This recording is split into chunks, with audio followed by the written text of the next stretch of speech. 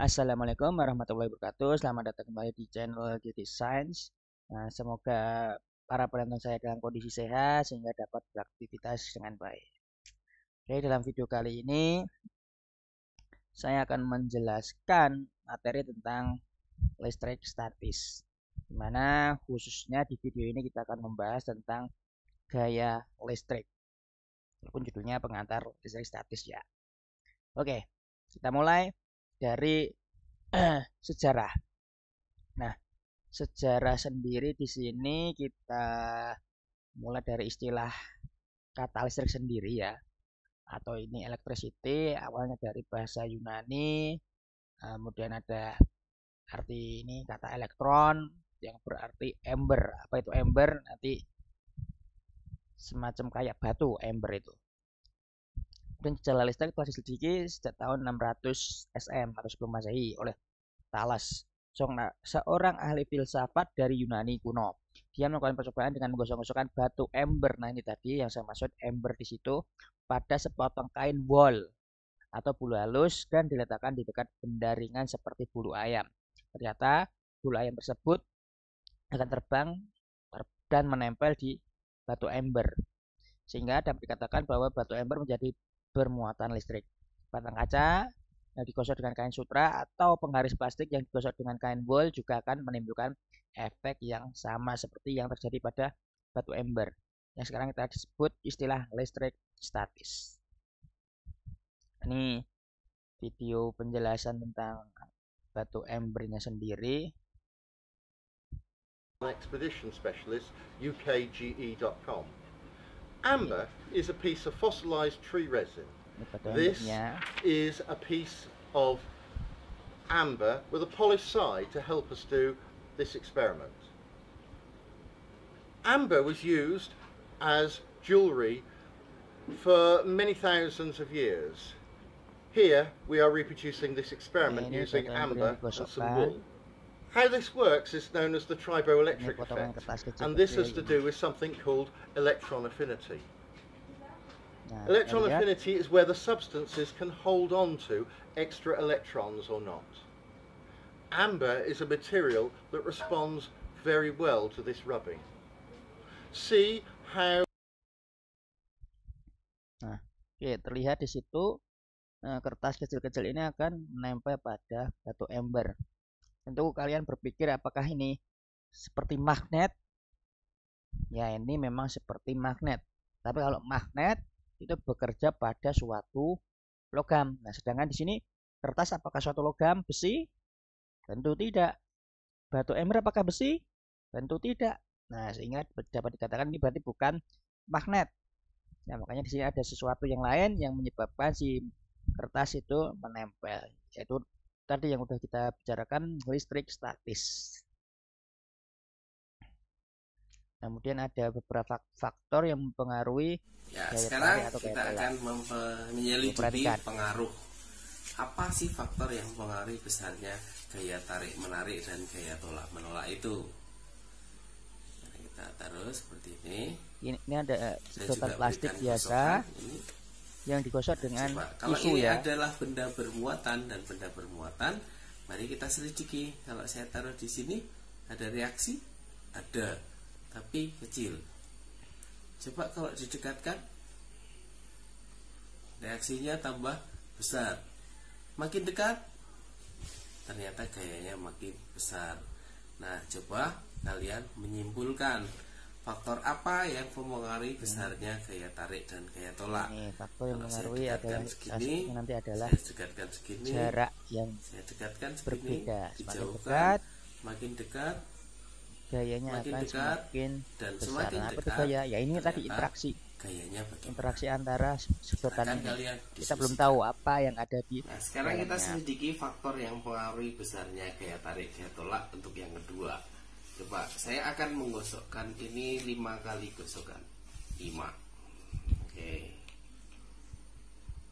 Kemudian ini juga gosokkan 5 kali. 1, 2, 3, 4, 5. Kalau saya dekatkan pada jarak sekian, nah sudah ada reaksi ya. Ada gaya segitu. Jarak segini. Nah, jarak segitu ada reaksinya. Oke. Sekarang saya netralkan dulu. Netralkan, dielus pakai tangan. Ini juga dinetralkan. Nah, apakah sudah netral? Dicek dulu. Kalau masih ada tarik menarik berarti tolak menolak, berarti dia tidak netral. Nah, ini sudah netral. Nah, sekarang kita gosokkan 10 kali. 1, 2, 3, 4, 5, 6, 7, 8, 9, 10. 1, 2, 3, 4, 5, 6, 7, 8, 9, 10. Nah, coba nak. Oke, pada jarak sekian sudah ada reaksi? Sudah. Lebih besar mana reaksinya? Kalau saya taruh pada jarak yang sama dengan yang tadi, ternyata yang ini lebih dahsyat. Lihat tarik. Nah, kita mulai dari istilah muatan sendiri. Nah, jadi ketika kita menggosok itu intinya adalah kita memberi muatan pada si ember ataupun sedotan. Nah, muatan ini adalah muatan yang ini negatif. Nah, muatan negatif di sini berasal dari pertamanya sih dari suatu elektron, dari atom ya. Contohnya adalah atom karbon, di mana dia punya 6 elektron, 6 proton, dan 6 neutron. Nah, elektron itu sendiri letaknya di orbit. Nah, ini mirip kayak planet gitulah ya. Dengan yang di tengah ini namanya inti atom. Si elektron itu mengorbit pada kulit tertentu, lintasan tertentu. Nah, sedangkan inti atomnya itu mirip kayak matahari, di mana inti atom sendiri ada berbagai macam ini tadi partikel. Ada proton, ada neutron. Nah, si elektron sendiri nanti itu bermuatan negatif, sedangkan proton bermuatan positif. Nah, sedangkan neutron sendiri itu sifatnya netral. Nah, ini mungkin agak sedikit keliru ya saya bikin PowerPoint-nya, di mana muatan positif disebut proton. Tidak juga. Jadi, ketika kita bicara muatan positif, tidak harus proton yang bermuatan positif, tapi ada partikel lain yang bermuatan positif. Nah, contohnya ada juga positron. Nah, itu suatu muatan positif. Bermuatan positif. Jadi, muatan itu sesuatu yang nempel pada partikel. Elektron nempel, dia bermuatan negatif. Nah, oke ya, seperti itu ya. Jadi yang kita bahas nanti adalah interaksi antara positif dan negatif. Untuk neutronnya sendiri itu tidak dibahas di sini. Nah, dari keterangan tadi berarti interaksinya, walaupun di situ yang sedotan sama sedotan itu tolak menolak ya, jadi saling menjauh. Kemudian yang ember dengan kertas itu tarik menarik. Oke, kita lihat. Ini ada positif negatif, dia tarik menarik, positif positif tolak menolak, negatif negatif dia tolak menolak. Jadi dapat disimpulkan untuk ini interaksi muatan, ketika muatannya itu sejenis, ya ini muatan sejenis, yang ini positif positif dan negatif negatif ini tolak menolak. Ya nih, untuk yang sejenis dia tolak menolak, sedangkan untuk yang berlawanan jenis dia ini tarik menarik. Oke, itu kesimpulannya. Nah, tapi mungkin muncul pertanyaan ketika kita membahas ini tadi di inti atom. Nah, inti atom kan ada muatan positif, positif, positif, positif. Dia terkungkung dalam suatu yang namanya inti atom. Sedangkan tadi kita bicara positif-positif itu adalah tolak menolak interaksinya. Tapi dia terkungkung pada suatu inti atom. Nah, apa yang menyebabkan ini kok terkungkung di situ? itu adalah yang kita sebut dengan gaya nuklir. Makanya ini bisa terkungkung kuat di dalam suatu inti atom. Walaupun sifat aslinya tolak menolak, tapi tetap dia kuat di situ. Oke, nah tadi kita hanya bicara secara kualitatif, di mana interaksinya hanya tolak menolak dan tarik menarik. Tapi sekarang kita bicara nilai atau angka ya, yang dikemukakan oleh ini Coulomb. Nah, ini apa itu Coulomb? Ini cuma menyatakan besar atau nilai kekuatan interaksi muatan. Nah, yang namanya fisika kan ya kita tentu bicara tentang nilai ya. Oke, tadi udah dibicarakan di eksperimennya, di percobaannya, bahwa faktor-faktor yang mempengaruhi adalah yang pertama adalah tadi dikatakan bahwa itu adalah bahwa jarak. Semakin dekat jaraknya, maka interaksinya semakin kuat. Kemudian banyaknya muatan. Banyaknya muatan itu terinterpretasikan dari itu berapa banyak menggosoknya. Jadi seberapa banyak gosok itu berarti semakin banyak muatan yang terkandung di si sedotan tadi. Nah, sehingga dari percobaan itu disimpulkan bahwa seperti ini perumusannya. Interaksinya F itu ada suatu gaya Coulomb atau gaya listrik yang dengan satuan Newton. Kemudian bergantung pada muatannya. Ada Q1 dan Q2. Besar muatan. Kemudian ada R kuadrat. R di situ adalah jarak.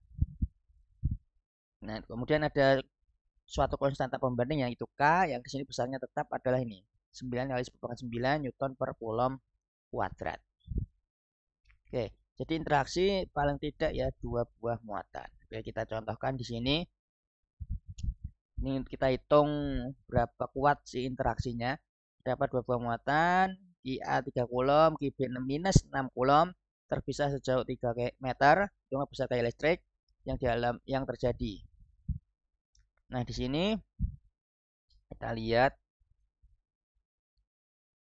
ini yang diketahui seperti ini.